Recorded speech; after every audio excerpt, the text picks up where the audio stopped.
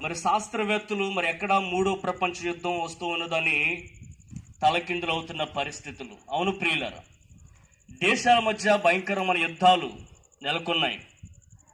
మనం చూస్తూ ఉన్నాం. కొద్ది దినాలుగా మన దేశానికి పాకిస్తాన్కి యుద్ధ వాతావరణం నెలకొన్నది, యుద్ధం జరుగుతూ ఉన్నది.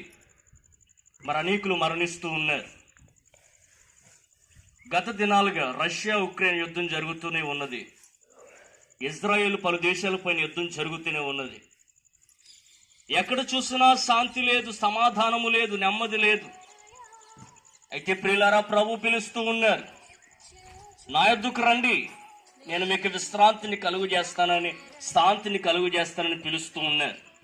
ప్రియులారా, మానవులమైన మనము ఈ లోకంలో ఉండగా ప్రభువును ఆశ్రయించినట్లయితే మనకి భౌతికమైనటువంటి శాంతి, సమాధానము, నెమ్మది ఇస్తారు ప్రభు. అయితే నిజమైన శాంతి మన పాపము నుంచి విడుదల పొందడమే. దైవ గ్రంథము బైబిల్ తెలియజేస్తూ ఉన్నది, యేసుక్రీస్తు మన పాపములకు శాంతి అయి ఉన్నారని బైబిల్ తెలియజేస్తూ ఉన్నది.